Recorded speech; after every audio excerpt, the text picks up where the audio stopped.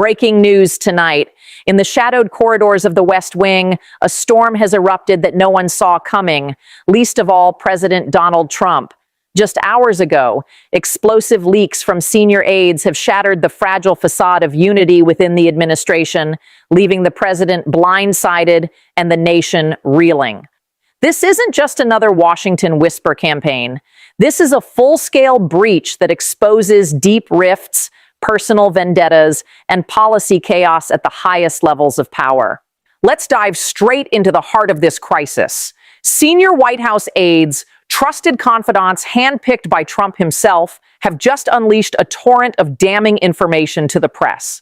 The leaks detail internal power struggles, mishandled classified materials, and embarrassing missteps that paint a picture of an administration teetering on the edge. The target is unmistakably President Trump, with revelations focusing on his handling of sensitive national security matters and interpersonal clashes that have festered since his return to office in 2025. Triggered by a recent inquiry into an accidental war plan disclosure involving National Security Advisor Mike Waltz, who inadvertently included a journalist in a secure group chat discussing military strikes against the Houthis, the floodgates opened. This emergency order came after behind-closed-doors deliberations among frustrated staffers who convened in a late-night meeting to decide on the release. The timeline is staggering. These documents surfaced mere minutes ago, corroborated by multiple outlets, sending shockwaves through Capitol Hill and beyond. But this goes deeper. The leaks aren't limited to one incident. They encompass a pattern of scandals, including the White House's loss of confidence in a Pentagon investigation used by Defense Secretary Pete Hegseth to justify firing 3 top aides over alleged leaks. Insiders describe how Hegseth pointed to an illegal NSA wiretap to out the staffers, only for advisors to later doubt the probe's validity, seeing it as a tool to eliminate rivals amid infighting.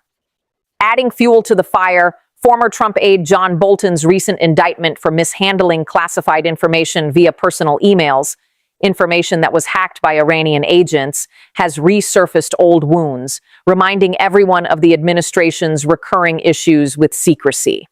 And then there's the tell-all profile of Chief of Staff Susie Wiles, whose candid interviews with Vanity Fair exposed administration shortcomings and blunt critiques of Trump's inner circle, prompting a frantic White House defense.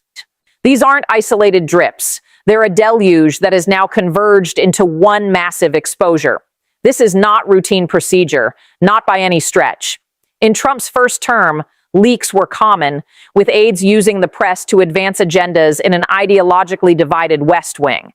But this second term was supposed to be different, more streamlined, with loyalists like Wiles, Stephen Miller, and Caroline Leavitt firmly in place. Yet, reports indicate possible departures of other senior advisors for family reasons, hinting at deeper dissatisfaction.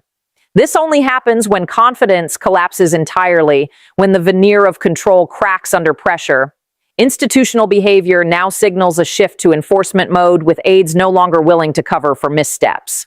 The loss of patience is palpable. Preparation for force, whether through resignations, public statements, or further disclosures, looms large. What we're witnessing is unprecedented, a coordinated insider revolt that exposes the fragility of Trump's grip on power, turning the West Wing into a battlefield where loyalty is no longer guaranteed. As the dust from these leaks begins to settle, the true extent of the betrayal comes into sharp focus.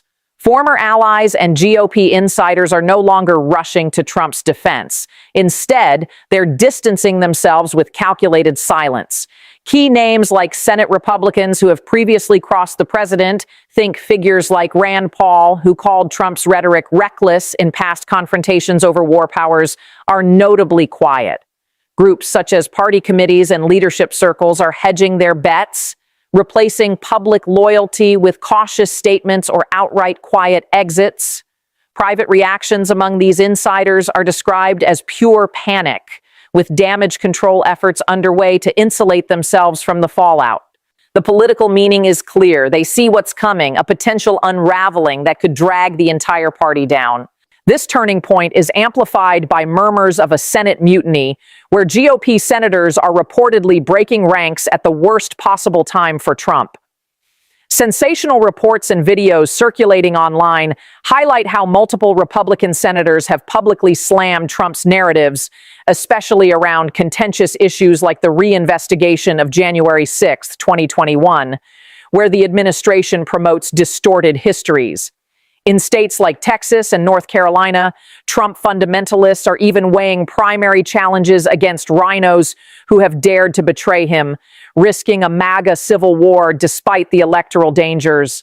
Silence from key allies speaks volumes, as does the lack of vocal support from those who once stood firmly by his side. This shift from unwavering backing to self-preservation mode underscores a profound betrayal, one that insiders attribute to exhaustion with ongoing scandals and a belief that Trump's actions are undermining the party's credibility. Now, the legal and power cascade begins in earnest. This action activates enforcement mechanisms that could lead to severe consequences.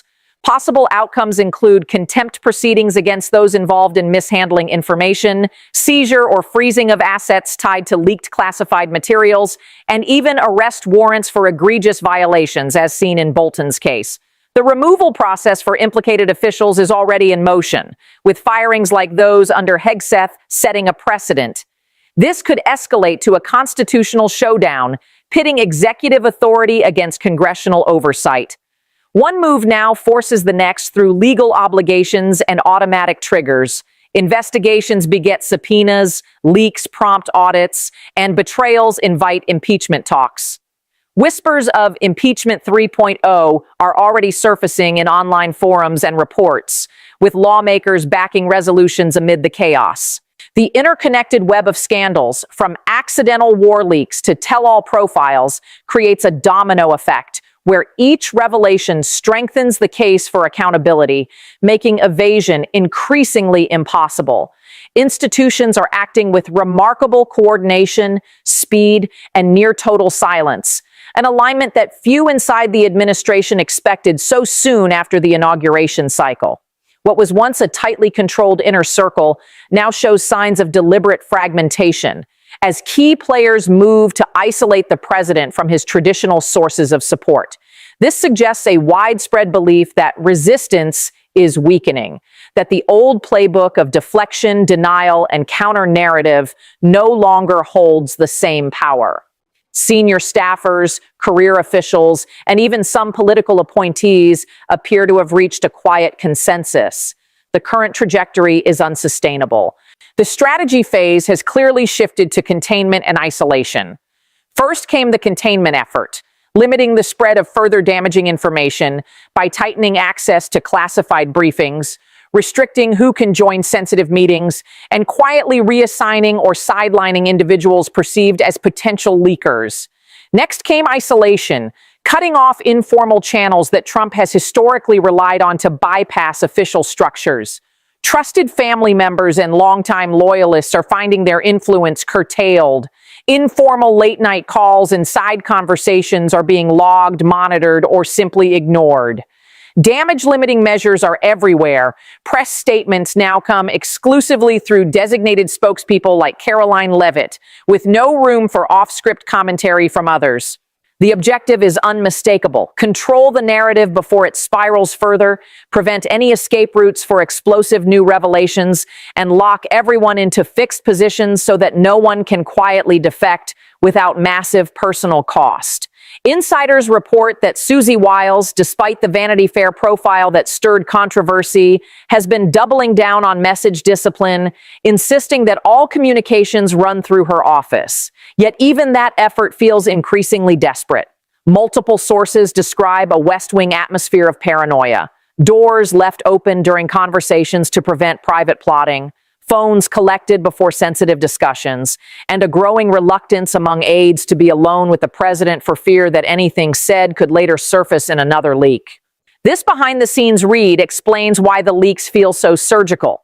They are not random outbursts. They target the precise pressure points that matter most: national security handling, internal loyalty tests, and the credibility of the administration's core promises. By exposing the accidental inclusion of a journalist in a war-planning chat, the aides didn't just embarrass Mike Waltz. They undermined the entire claim that this term would be more disciplined and professional than the last. By resurfacing doubts about the legitimacy of Pete Hegseth's Pentagon investigation, they cast suspicion on the very mechanism used to purge perceived disloyal elements. And by amplifying Susie Wiles's candid criticisms, they reminded everyone that even the most loyal gatekeepers have private doubts. The result is a feedback loop of distrust. Each new disclosure makes further cooperation riskier. Each act of distancing makes the president appear more isolated. Each public silence from once reliable allies signals to the broader political ecosystem that the center is no longer holding. What began as frustration over specific incidents has metastasized into a structural crisis. The machinery of the executive branch is quietly reorienting itself away from one man and toward institutional self-preservation. Expect the next 48 to 72 hours to be defining. Public defiance statements are already being drafted, some from senators who feel the mutiny has gone far enough, others from former Trump officials now positioning themselves as independent voices warning of danger. Emergency filings are piling up. Motions